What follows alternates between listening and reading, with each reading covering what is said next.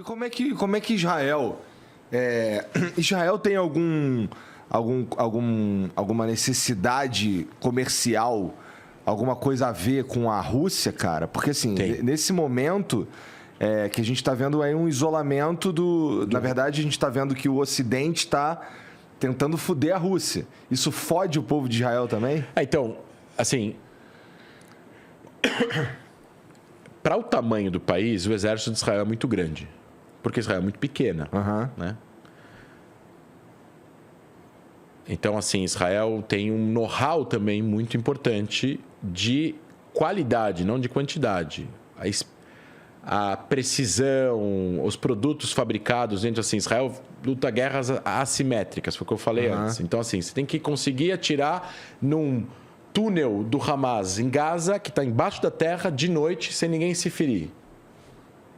Você não pode errar um metro. Os pilotos precisam não errar um metro, porque ninguém tem interesse que morram civis. Infelizmente, eles acabam ficando no fogo cruzado, mas isso tem sido evitado, tem que ter sido evitado. Quanto mais tempo, mais trabalho tem que ser feito em relação a isso. Então, assim, Israel tem uma relação com a Rússia estratégica, de coordenação com as ações que Israel faz na Síria. Tem uma guerra civil na Síria há 12 anos. Então, muitos grupos se formaram na Síria, dominam a região. O Irã se aproveitou e trouxe milícias iranianas, das guardas revolucionárias iranianas, para dentro da Síria. Por quê? Porque o Irã está a 1.500 quilômetros de Israel e na Síria eles estão a 150 da fronteira. Então, eles abrem uma base lá e conseguem fazer um ataque contra Israel de 150 quilômetros de distância. Sim. Israel não deixa isso acontecer. Frequentemente, de acordo com os jornais, Israel ataca alvos iranianos na Síria. Só que a Rússia está lá ajudando o governo do Assad a lutar contra o Estado Islâmico. Outro inimigo da Síria e que é inimigo de Israel também, mas que é inimigo da Síria, a Síria é inimiga de Israel. É uma baguncinha. É uma bagunça. Né? E agora, Israel não quer, eventualmente, que os seus ataques possam acarretar num erro de alvo e um ataque a uma força russa. Então, existe uma coordenação. Tá. E essa coordenação é muito importante. Agora, a relação com a Rússia, ela é muito mais antiga. A União Soviética, no primeiro momento, foi um dos primeiros países a reconhecerem Israel de facto. Quando teve a fundação de Israel, começou a Guerra da Independência, logo no dia seguinte, teve 1 ano e meio de guerra. A região inteira caiu sob embargo militar. Não tinha de quem comprar armas. Inclusive, os Estados Unidos não vendiam armas para Israel. Mesmo com a fundação de Israel e o Truman ter reconhecido Israel logo depois e tal. Então, Israel tinha que fabricar clandestinamente. Na época não era mais clandestino, mas fabricava antes dos ingleses irem embora. E, assim, comprar desesperadamente de quem pudesse vender. Quem vendeu? A União Soviética, através da Tchecoslováquia, para Israel. Israel foi fundado por socialistas.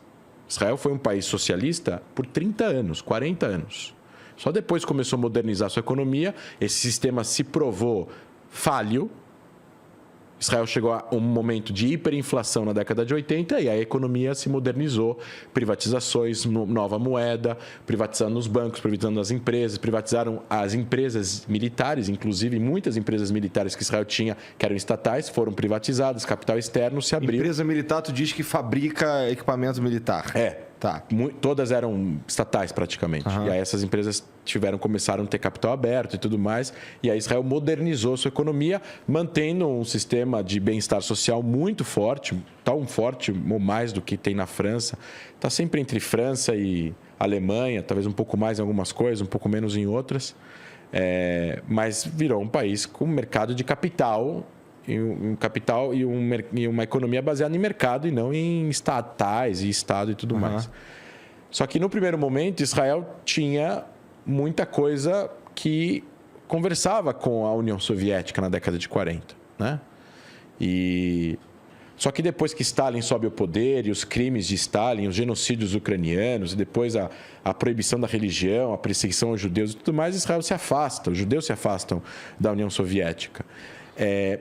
E aí, enfim, a União Soviética, na Guerra Fria, apoia os árabes. E aí, obviamente, Israel, obviamente, não tem relação com a União Soviética e tudo mais. E aí, o apoio da União Soviética aos árabes, por os Estados Unidos apoiando Israel, né, de uma certa forma, acaba a União Soviética e depois passa um tempo e tal.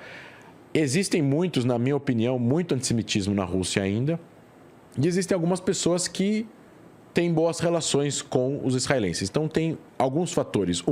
Israel tem 1 milhão de imigrantes russos, incluindo pessoas já de mais idade que lutaram no Exército Vermelho contra Hitler. 1 milhão de imigrantes russos é 10% da população. É, um pouco mais. Louco. 1 milhão de imigrantes da União Soviética, vamos colocar assim, mas acho que a maioria russos. Tá. Né? Existem pessoas lá que lutaram. São pessoas que são veteranos de guerra do Exército Vermelho da União Soviética que lutou a Segunda Guerra Mundial. 2. O Vladimir Putin, que é presidente há 22 anos, cresceu pobre.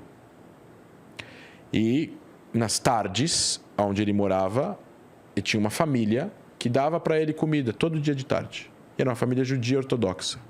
Então ele tem uma simpatia pelo povo judeu sentimental, muito próxima, e isso é uma coisa muito forte para ele, de acordo com o que falam. Então ele entende a necessidade de Israel se existir, se proteger, e aí tem as políticas, né? Ele tem interesses nacionais russos, então ele vende armas para o Irã e vende armas para a Síria, mas Israel está lá sempre tentando fazer o lobby para ele não vender armas que sejam muito problemáticas para Israel, e ele vende armas defensivas, não ofensivas. Mas é sempre uma questão com isso. Então, Israel tem uma relação estratégica com a Rússia. Obviamente que não é comparável com a relação que Israel tem com os Estados Unidos, mas tem uma relação estratégica com a Rússia.